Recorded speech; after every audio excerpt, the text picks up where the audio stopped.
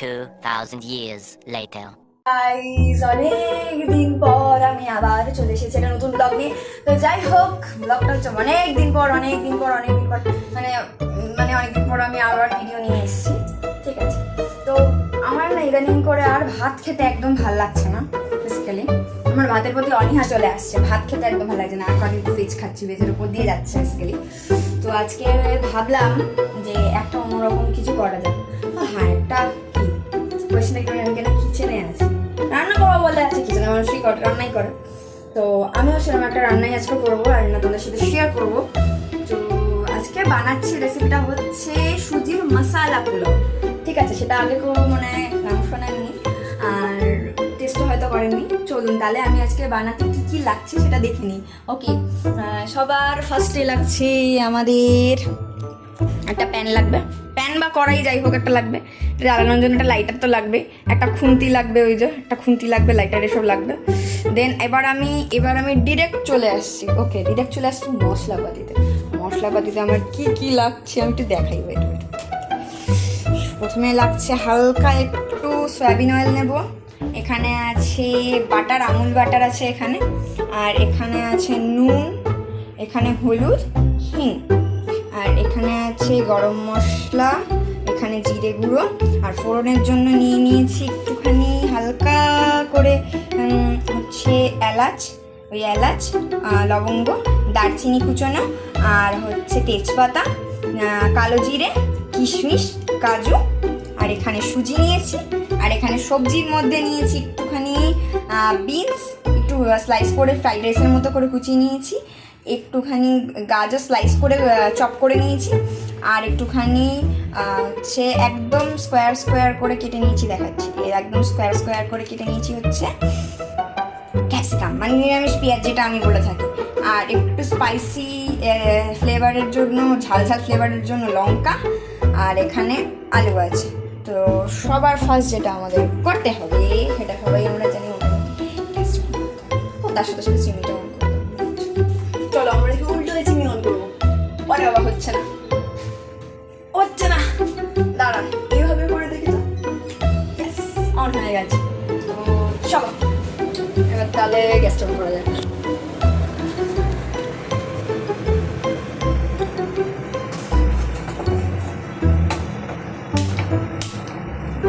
খাবার প্রথম আমাদের গ্যাস অন হয়ে গেছে।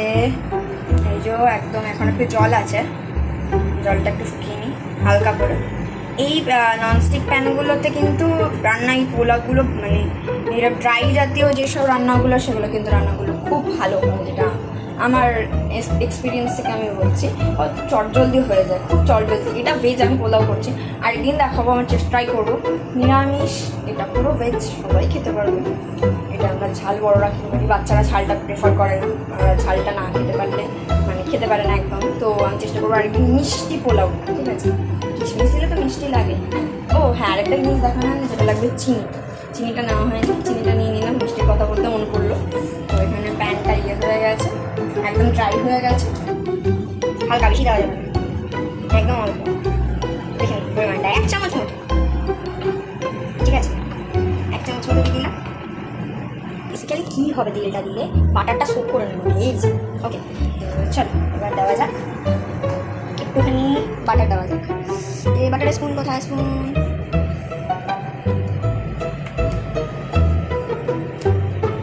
আমি এখন অল্প করে দিচ্ছি বাটারটা। এখন আমরা করবো হচ্ছে সবজিগুলোকে চটপট করে ভেজে ফেলবো, সেই কারণে বেসিক্যালি এখন ওটা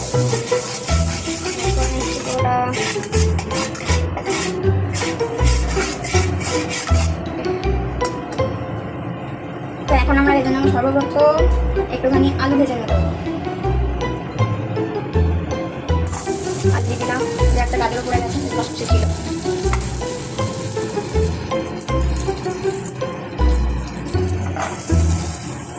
আমি কিন্তু লো ফ্লেমে রান্নাটা করছি, একদম লো ফ্লেম। ডিমগুলো চট করে আমি দিয়ে দিতে এখানে। বাই দ্য ওয়ে, এখানে বাটারের পরিবর্তে ঘিও ইউজ করা যেতে পারে। ওকে, তো হালকা ফ্লেমটাকে আমি বাড়িয়ে দেবো, একটু আস্তে আস্তে বাড়বো।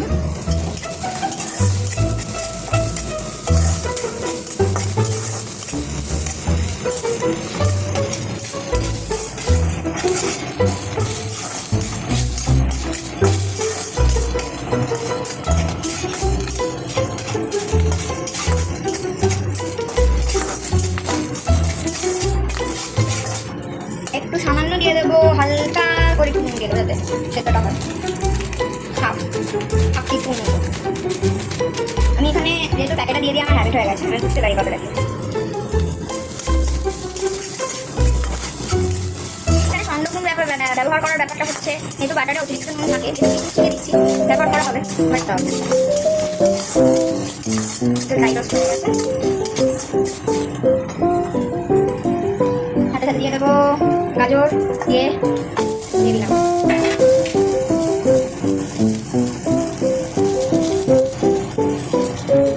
নিচে আরেকটু বাটার, 1 টিস্পুন বাটার নিয়ে দিয়ে দিলাম, আরেকটু the butter because that is for health. আমি এবারে রাখি তার কারণ যখন ফ্রিজে রাখবো না কেন একদম পুরো জমাট বেঁধে দেবে। আর আমার মা দিয়ে দাও দেখি আরো হবে না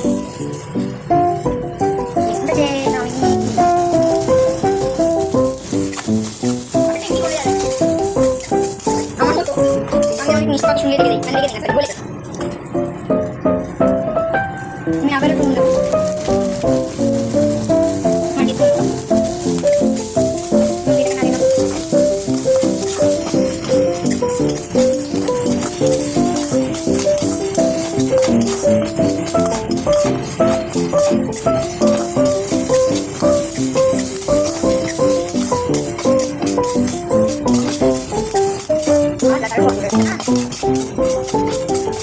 সেভাবে ড্রাই রোস্ট করে নিচ্ছে।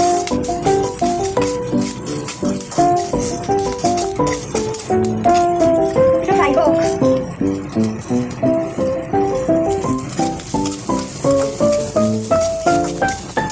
মোটামুটি ভাবে ফ্রাই হয়ে যাচ্ছে।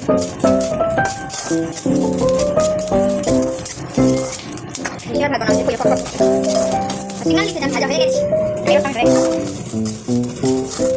ওকে ডান। এটা আপাতত মিটিং নাও মাঝখানে যাবো। এই প্রসেস আমি আরেকটা বাটা নিম প্রসেসিং কিন্তু বাটাটা দেবো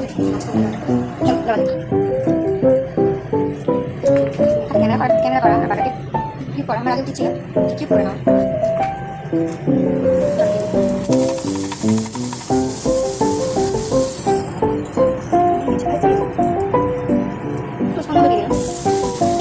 যত বাটা তত বেশি।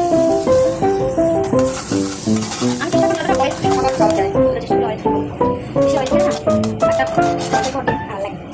তো এখানে এখন আমি দিয়ে দেবো এই যে মশলাগুলো আছে, আর গোটা জিরে, কাজু, এলাচ, লবঙ্গ, কাঠবাদাম, তেজপাতা, দারচিনি যেগুলো আছে সেগুলো আমি করে দিলাম।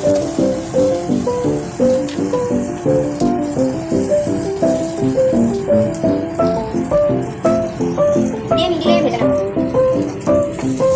বেশি ইয়ে করবো না, ডেলিভারি করবো না, মাঝখানে ভাজা হয়ে যাবে।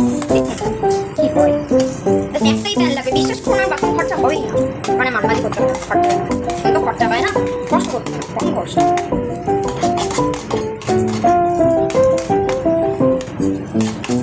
দেখতে পাচ্ছেন এখানে ভাজা ভাজা হয়ে গেছে কিছু কিছু পিসগুলো, এবার একসাথে সাইজগুলোকে একটু নাড়িয়ে নেবো।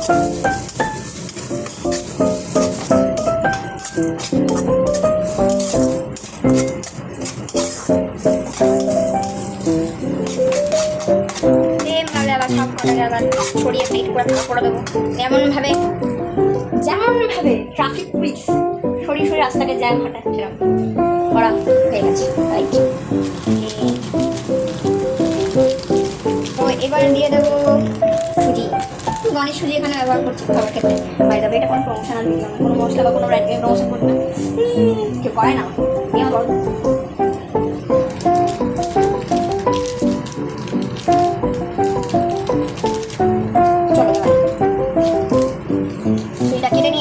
করে আস্তে আস্তে আস্তে আস্তে ছোট ছোট দিচ্ছি সুজি।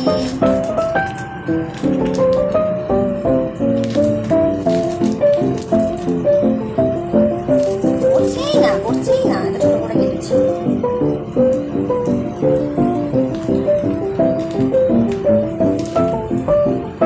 এই স্যান্ড ক্লকের মতো পড়ছে,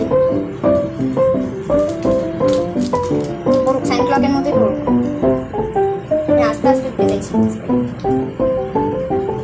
পুরো স্যান্ড ক্লক। আমি ঘুরিয়ে ঘুরিয়ে দিচ্ছি।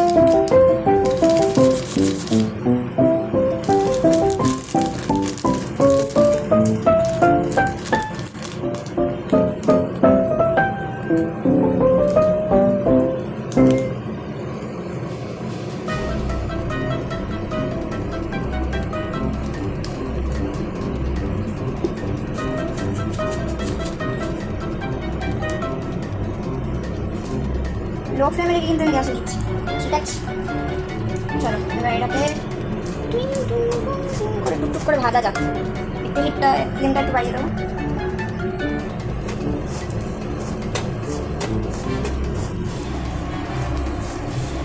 এবার সব কটাকে আমি কষিয়ে নেবো।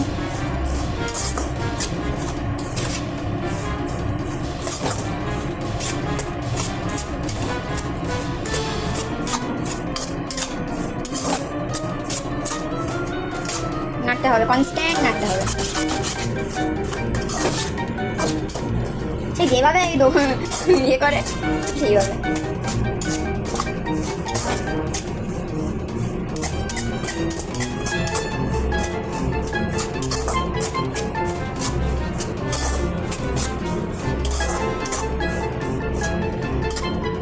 সুজিটা ভাজা ভাজা গন্ধ বেরোবে, তারপরে করবো। দিয়ে দেবো একটু নুন, 1 টিস্পুন মতো নুন।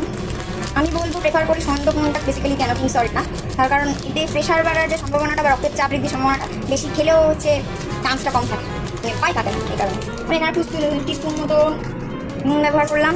আমি ছড়িয়ে দিলাম, এটা একটু ভেজে নিলাম। একে একেবারে মশলাগুলো করবো, ঠিক আছে?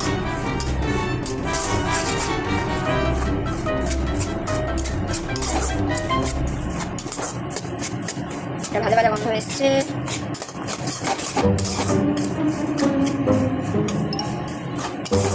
হালকা করে এবার আস্তে আস্তে মশলাগুলো দেবো।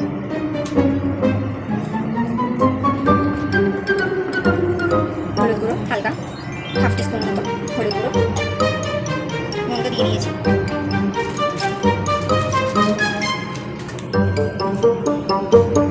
জিরে গুঁড়ো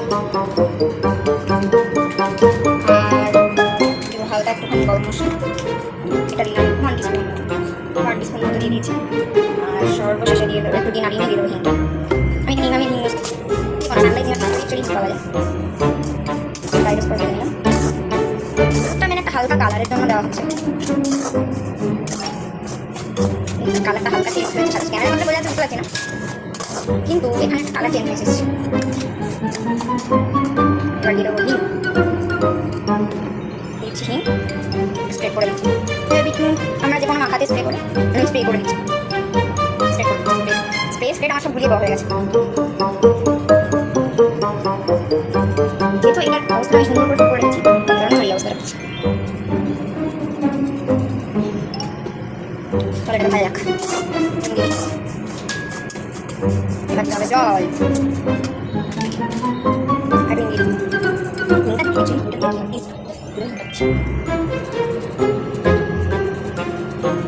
আমার হিং খুব পছন্দের একটা জিনিস, ঠিক আছে?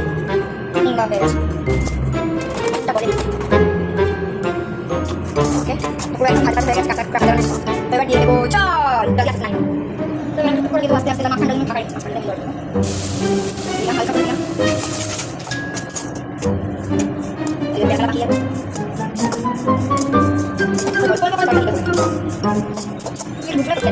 আমার খেতে ভালো লাগে না। এটা সেম প্রসেসে একটুখানি হিং বেশি দিয়ে হলুদ গুঁড়ো দিই, জল দিয়ে কিছু লাগিয়ে দিতে পোলাও করছি।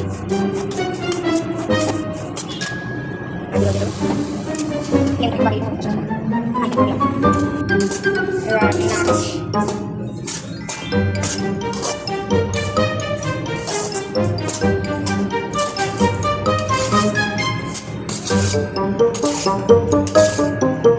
হয়ে গেছে, তেলা কিছুটা পাকতে দেওয়া যাবে না, তেলা পাকলেই গন্ধ দিয়ে ফ্রাই রোস্ট করার পর ভাজতে হবে।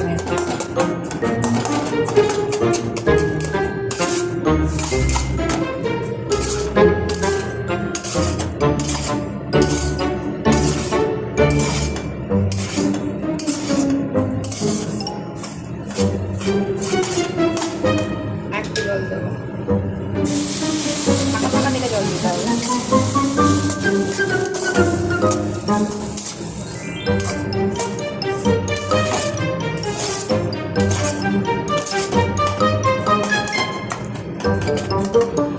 তো কমপ্লিট হয়ে গেছে আমাদের, আমি গ্যাসটাকে বন্ধ করে দেবো। হয়ে গেছে কমপ্লিট একদম পুরো লাল লাল একটা সুন্দর টেস্টি একটা খাবার তৈরি হয়ে গেছে। চলো প্লেটে সার্ভ করে দেখা হচ্ছে। আমি গার্নিশিংয়ের জন্য দিয়ে দিচ্ছি হালকা একটু চাট মশলা। অল্প বেশি না, ঠিক আছে, অল্প একটু চাট মশলা দিয়ে দিচ্ছি, সাইডেই দিতে দেবেন। হয়ে গেছে আলু পোস্ত, আর সাথে একটু শসা দিয়ে পরিবেশন করুন, মানে খান, খেয়ে বলুন কেমন হয়েছে। সো গাইস, এত মিষ্টি মিষ্টি কথার পেছনে এটাই বলার যে কেমন লাগলো ভিডিওটা অবশ্যই জানাবে, আর অবশ্যই খেয়ে দেখাবো কেমন হয়েছে।